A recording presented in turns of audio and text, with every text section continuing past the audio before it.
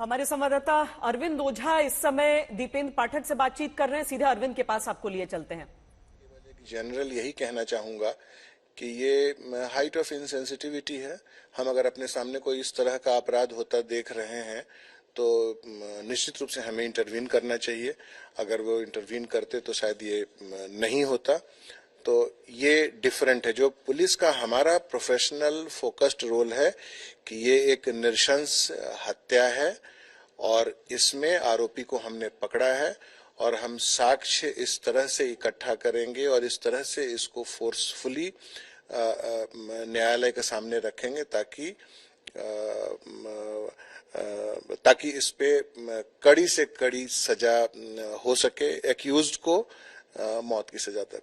माफ करिएगा, दोबारा पूछ रहा हूँ क्योंकि सर इस वक्त आप लाइव हो चुके हैं आज तक पर। तो मेरा ये सवाल है कि किस तरीके से पुलिस को ये जानकारी मिली थी इस इंसिडेंट के बारे में? देखिए, इस इंसिडेंट के बारे में सबसे पहले लोकल पुलिस स्टेशन में जो पुलिस के स्टाफ हैं उनको कहीं से जानकारी मिली कि ऐसी घटना हुई है। पुलिस वहां पहुंचती है। पहुंचने के बाद उसने जो होता हुआ दिखा, उसके बाद सीसीटीवी और अगल बगल में पूछताछ से और लड़की जो विक्टिम है उसको आइडेंटिफाई करके एक सर्कमस्टांसेस एट फर्स्ट इंस्टेंस हम लोगों ने इस बात का आकलन कर लिया और पता कर लिया। उसके बाद जो टीम्स हैं वो डिस्पैच हो गई और एक मोटा मोटी क्या कारण हो सकता है या है इसके बारे में जानकारी हासिल किया, एक्यूज्ड आइडेंटिफाई किया और टीम गई और टीम को आज पकड़ा गया है। और बाकी जो इससे रिलेटेड एविडेंसेस हैं ताकि कड़ी से कड़ी सजा मिल सके उस पर टीम काम कर रही है और अब उसे एक्यूज्ड को पकड़ के लाएंगे और आगे की कानूनी कार्रवाई। सवाल है मेरा, जो आपने बताया वजह क्या है, क्या कारण है कि इतनी बड़ी हैवानियत को अंजाम दिया जो अक्यूज्ड है साहिल, जिसको आपने गिरफ्तार भी कर लिया?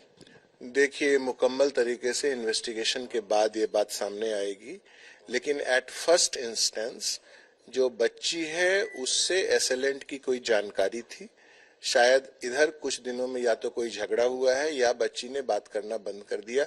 इसका रोष, इसका गुस्सा क्राइम फॉर पैशन दिखता है at first instance. Last message, चूंकि आप स्पेशल कमिश्नर हैं, क्या मैसेज देंगे उन लोगों को? क्योंकि देखिए जो सीसीटीवी है सर, उसमें कई लोग वहां से गुजरते हुए दिखाई दे रहे हैं, कई भीड़ वहां खड़ी है।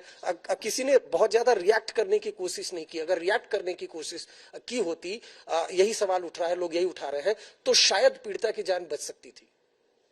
देखिए, दिल्ली एक महानगर है, यहाँ एनोनिमिटी है, लेकिन संबंधों की दुनिया ही समाज है। अगर हम अपने आसपास में इस तरह की कोई घटना होते हुए देखते हैं तो to best of our ability हमको इंटरवीन कर इसको रोकना चाहिए, हो हल्ला मचाना चाहिए और जो एसेलेंट है उसको डिसुएड करना चाहिए, उसको कंटेन करना चाहिए ताकि इससे जान बच सकती है। एक बात, जो पुलिस का फोकस्ड रोल है, हम इसको विथ स्पीड एंड सर्टेनिटी इस पर हम एक्शन कर रहे हैं, करेंगे ताकि इसका डेमोन्स्ट्रेशन, इफेक्टिव डेमोन्स्ट्रेशन इफेक्ट हो और इस तरह की घटना आगे फ्यूचर में ना होने पाए। और इस केस में साक्ष्य को इस तरह से इकट्ठा करेंगे ताकि कड़ी से कड़ी सजा मिले, इसे मौत की भी सजा मिले।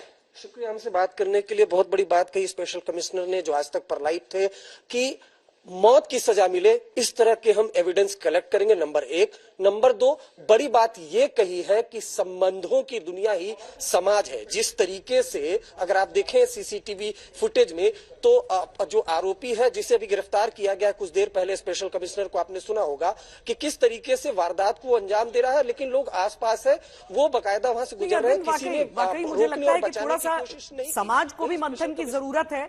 जहां पुलिस नहीं तैनात है वहां पर इतनी बड़ी संख्या में अगर लोग जा रहे थे, पत्थर वहां पड़े हुए हैं सड़क के किनारे, कोई डिस्ट्रैक्ट करने की कोशिश कर सकता था, लेकिन शायद अपनी सोच बदलने की आवश्यकता है। एक और चीज मैं आपसे समझना चाहती हूं, एक नया सवाल खड़ा हो रहा है उन तस्वीरों से जिसमें ये लड़का जो है साहिल, उसने अपने हाथ में कलावा बांधा हुआ था।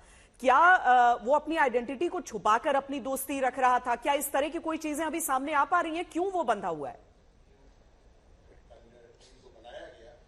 नहीं, बिल्कुल देखिए, ये जो तमाम चीजें हैं बिल्कुल तफ्तीश का सब्जेक्ट है, लेकिन मैं आपको बताऊं ये बिल्कुल ये बात भी सामने आई है कि जो विक्टिम है वो एक दूसरे संप्रदाय से भी है, लेकिन कई दिनों से जो अक्यूज्ड है और जो पीड़िता है, आपने स्पेशल कमिश्नर की बात सुनी होगी, कई दिनों से दोनों के बीच रिलेशनशिप थे, लेकिन किसी वजह से वो रिलेशनशिप ब्रोक हुआ, वो बिगड़ा, जिसके बाद जो पीड़िता थी उसने बातचीत करने से इनकार कर दिया। अब कलावे का एंगल क्या है, बिल्कुल इस बात की भी तफ्तीश की जाएगी, और यही स्पेशल कमिश्नर ने कहा, आपने सुना होगा कि जो आरोपी है उसको बुलंदशहर से पकड़ा गया है, उसको दिल्ली पुलिस लेकर आ रही है, एविडेंस कलेक्ट किया जाएगा। और बड़ी बात जो स्पेशल कमिश्नर ने आज तक पर लाइव कही है श्वेता, वो ये कही है कि इस तरह के एविडेंस कलेक्ट किए जाएंगे, इस तरह के साक्ष्य जुटाए जाएंगे अब, कि जिससे उसे ज्यादा से ज्यादा सजा हो, मौत की सजा हो। तो ये दिल्ली पुलिस का ये कोशिश होगा, लेकिन साथ ही साथ जिस तरीके से सीसीटीवी फुटेज आया है, और राजधानी दिल्ली से इस तरह के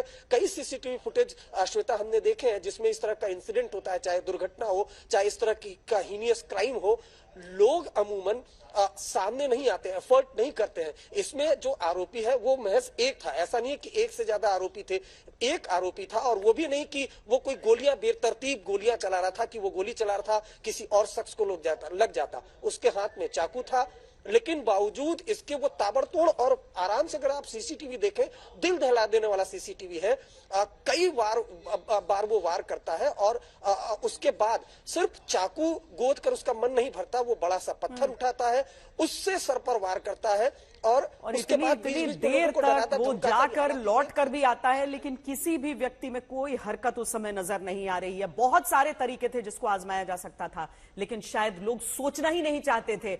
बहुत शुक्रिया अरविंद ओझा इस पूरी जानकारी के लिए।